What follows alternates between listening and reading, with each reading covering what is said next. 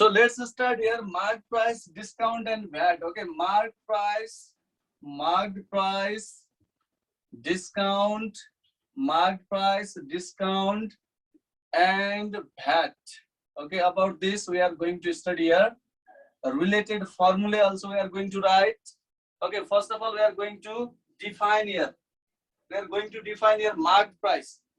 Okay, so let's write about the marked price. Okay, marked price, that is denoted by MP. You know that marked price भनेको हामीले simply MP ले denote गर्छौं. यो भनेको चाहिँ the price on the level of an article, okay, or product is called the marked price. Okay, यो भनेको marked price भनेको के हो त? The price on the level. Okay, the price on the level of an article or product is called marked price. Okay, simply you can just memorize the definition. The price on the level of an article. जस्तो यो यसलाई हामी के पनि भन्छौं, लेभल्ड price पनि भन्छौं है. शपकीपरले के गरे हुन्छ, शपकीपरले चाहिँ सिम्पली कुनै आर्टिकल या प्रोडक्टमा उसले एउटा प्राइस लेभल गरेको हुन्छ है. त्यो लेभलमा प्राइस लेखिएको हुन्छ, कुनै लेभल गरे हुन्छ, लेभलमा प्राइस लेखिएको हुन्छ. That price is called marked price. Okay, अब शपकीपरले त्यही प्राइसमा बेच्न खोज्छ. ओके, बेच्न खोज्छ, तर के हुन्छ, कस्टमर डिमान्ड्स डिस्काउन्ट डिमान्ड गर्ने भावहरु चाहिँ उले त्यही प्राइसबाट डिस्काउन्ट दिएर अलिकति त्यो भन्दा कम प्राइसमा बेचेर हुन्छ. तर उले चाह्यो भने, ओके, उले चाहिँ यदि कस्टमरले डिस्काउन्ट मागेन भने उले त्यही प्राइसमा बेच्दिन्छ है त. त्यही भएर द प्राइस अन द लेभल of an article or product is called marked price. त्यसलाई मार्क्ड प्राइस भनिन्छ, लेभल्ड प्राइस. अब मार्क्ड प्राइसको अरु नेमहरु पनि हेरौं है. ओके, मार्क्ड प्राइसलाई अरु के भनिन्छ? Let's see.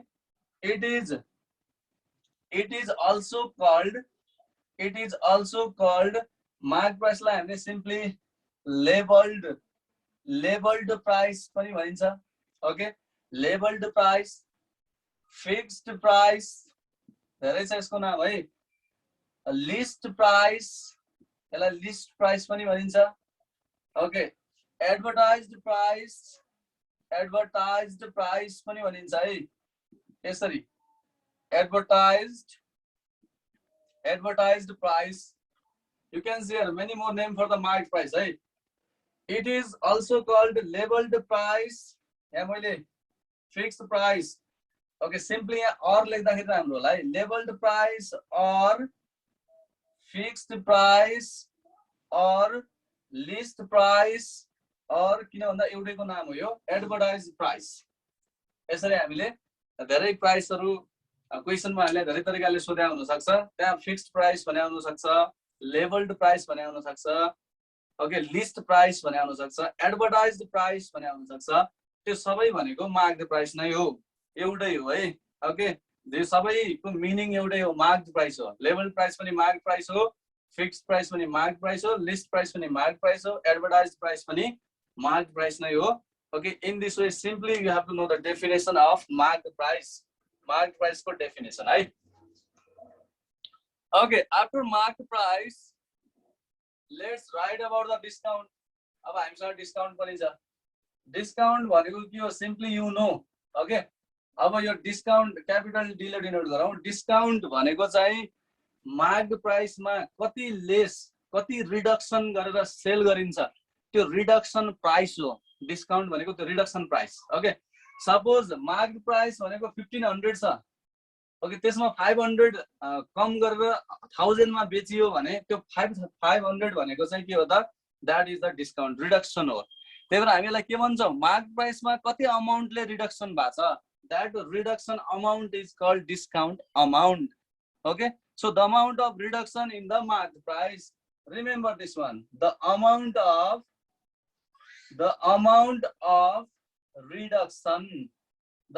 of reduction in the marked price, the amount of reduction in the marked price is called discount. Simply है त यति थाहा पाइराख्ने, the amount of reduction in the marked price is called discount. Discount लाई चाहिँ जहिले पनि एउटा certain percentage मा दिने गरिन्छ है. Discount is always given in certain as a certain percent को रूपमा given हुन्छ. It is given as a certain percent को रूपमा हुन्छ है. Certain percent. It is given as a certain percent. Okay. त्यसैले discount लाई चाहिँ certain percent को रूपमा दिने गरिन्छ. So this is all about discount. किन भन्दा हामीलाई ल कति डिस्काउन्ट भन्दाखेरि कति पर्सेन्टेज डिस्काउन्ट भन्नुपर्ने हुन्छ है. कति पर्सेन्ट डिस्काउन्ट भनेर डिस्काउन्ट माग्ने गरिन्छ, पर्सेन्टेजमा माग्ने गरिन्छ. द्याट्स वाइ यो चाहिँ it is given as a certain percent को रूपमा दिने गरिन्छ. So this is all about discount. Now let's write about the VAT. Okay, सबभन्दा पहिले भ्याट को फुल फर्म पनि थाहा पाइराखौँ. Value added tax. Value added tax VAT भनेपछि थाहा भइसक्यो. भ्यालु एडेड ट्याक्स भन्ने बित्तिकै एउटा ट्याक्स हो. Okay, this is a tax. यो चाहिँ कस्तो खालको ट्याक्स हो त? इनडाइरेक्ट ट्याक्स हो. हामी सबैले भ्याट तिरिरहेका हुन्छौँ. जसले सामान किन्छ नि, कमोडिटी आर्टिकल किनिरहेका हुन्छ बजारमा, जुनसुकै सामान किने पनि त्यहाँ भ्याट इम्पोज्ड हुन्छ. ओके, तर हामी कसैलाई थाहा हुँदैन. हामीले भ्याट तिरिसकेका हुन्छौँ तर हामीलाई थाहा हुँदैन. किन भन्दा कुनै सामान किन्नु भनेकै हामीले भ्याट तिरिसक्यौँ. ओके, त्यसको मिनिङ के हो भने यो इनडाइरेक्ट ट्याक्स हो. ट्याक्स हामी तिर्छौँ but we don't know about the tax. त्यसको बारेमा हामीलाई थाहै छैन. Okay, but we are paying. Unknowingly हामी पे नै गरिरहेछौँ. ओके, तर अब हामीलाई जस्तो हामीले सिम्पली भेहिकलको ट्याक्स तिर्नु पर्यो भने हामीलाई थाहा हुन्छ, आफै गएर तिर्नुपर्ने हुन्छ. ओके, घर जग्गाको कर तिर्दा पनि यु नो द्याट त्यो ट्याक्स पनि थाहा हुन्छ, इन्कम ट्याक्स पनि थाहा हुन्छ. तर भ्यालु एडेड ट्याक्स अहिलेसम्म कसैले भनेको सुनेको छैन होला है. मैले चाहिँ यति भ्याट तिरेर आएँ भनेर भन्ने सुनेको छैन होला. मैले हरेक सामानमा यति भ्याट तिर्दैछु भन्ने चाहिँ यति तिरे भन्ने कुरा चाहिँ कसैले भन्दैन हो. त्यही भएर यसलाई हामी के भन्छौँ त? This is indirect tax. त्यसैले यसको सुरुवात नै हामी केबाट गर्छौँ त? It is an indirect. Okay, it is an indirect tax. यो एउटा इनडाइरेक्ट ट्याक्स हो. यो केमा चार्ज गरिन्छ त? which is charged at the time of consumption. At the time of consumption of goods and services. Okay, so at the time of goods at the consumption of goods and services भने थाहा राख्ने. जहिले पनि VAT भनेको goods र सर्भिसेसमा लाग्ने गर्छ है. त्यसैले हामी कुनै रेस्टुरेन्टमा गयौँ भने पनि वेटरले सर्भिस गरे बापत हामीसँग सर्भिस चार्ज लिन्छ. हो, त्यो सर्भिस चार्जमा पनि भ्याट लाग्छ. ओके, यो गुड्स भनेको त सामानहरुमा भ्याट लाग्छ. That is obvious.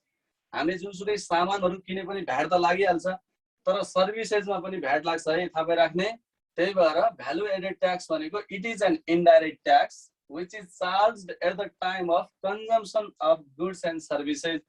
हामीले कुनै गुड्स र सर्भिसेसहरु, गुड्सहरु किन्ने बेलामा या सर्भिसेसहरु हामीले पाउने पाएको बेलामा चाहिँ के हुन्छ त? there the VAT is charged. VAT चाहिँ त्यसरी चार्ज गरिन्छ है. Okay, so these are the important definitions in marked price, discount and VAT है. हाम्रो important definitions हरु भयो. Okay, just we discussed here important definition हरु. Okay, so important formulae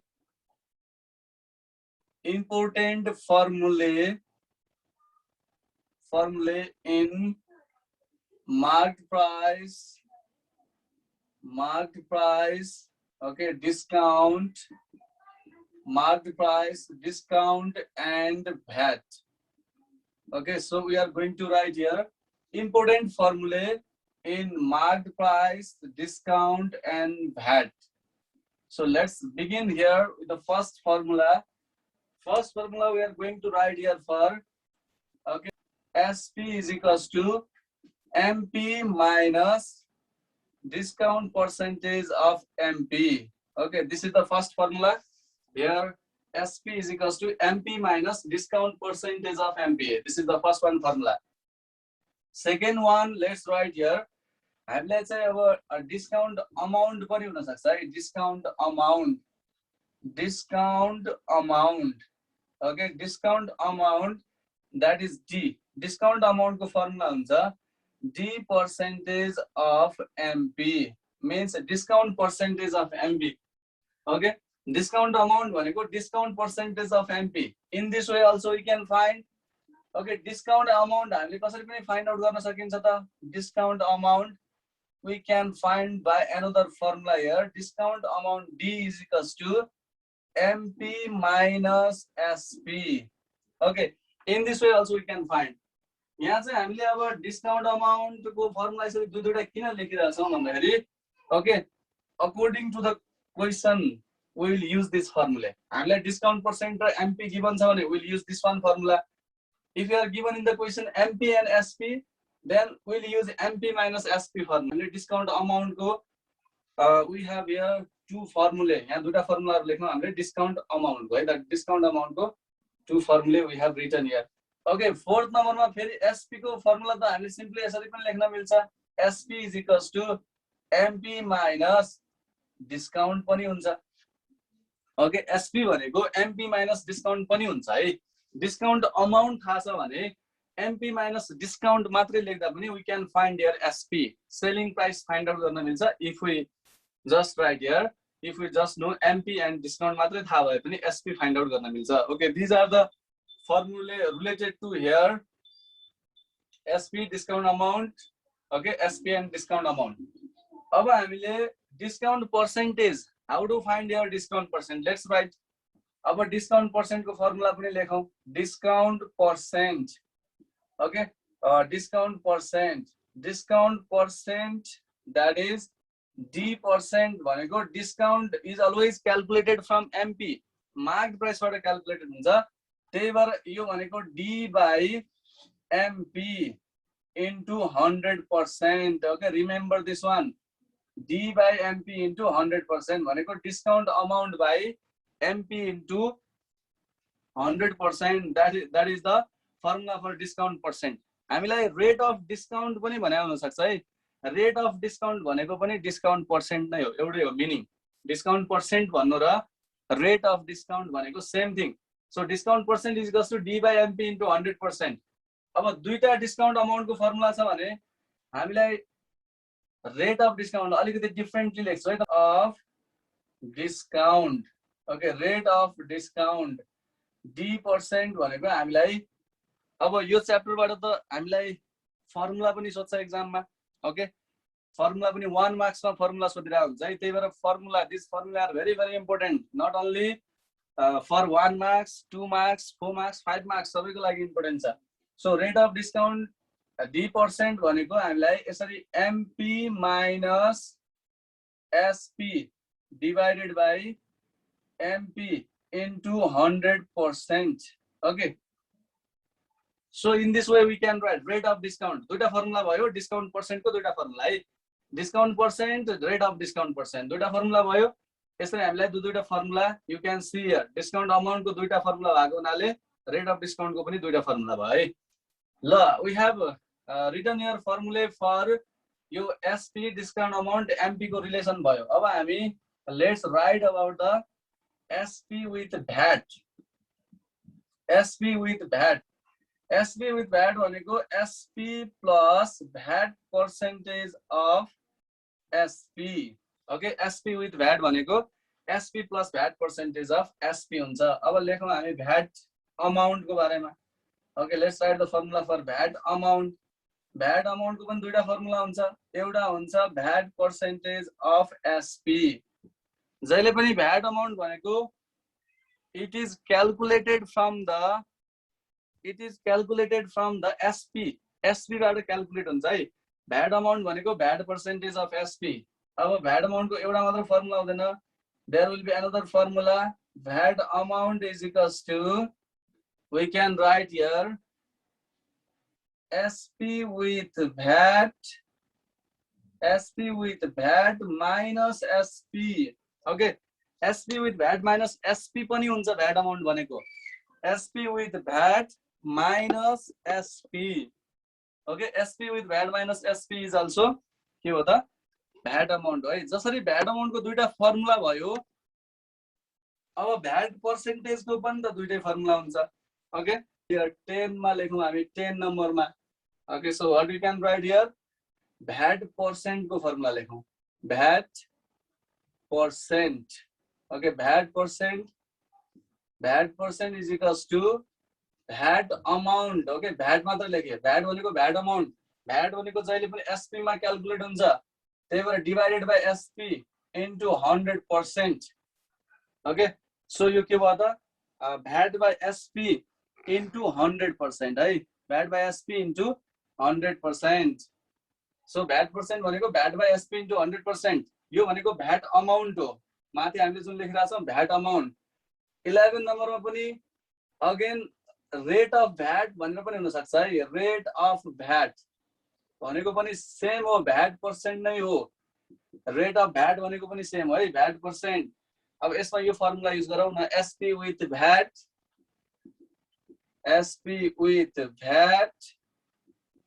minus SP divided by SP into 100%.